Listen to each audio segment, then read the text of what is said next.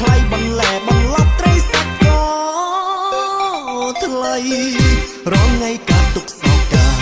រងថ្ងៃកាទុកសោកាពេលរៀបការឲ្យស្រីញ៉ារួចជំពាក់គេតូចចិត្តក្រលួចដេកហួរទាំងទឹកភ្នែកអូរណូដេកមិនដែលលុងអូរណូដេកមិនដែលលុងក្រោកមកអង្គុយ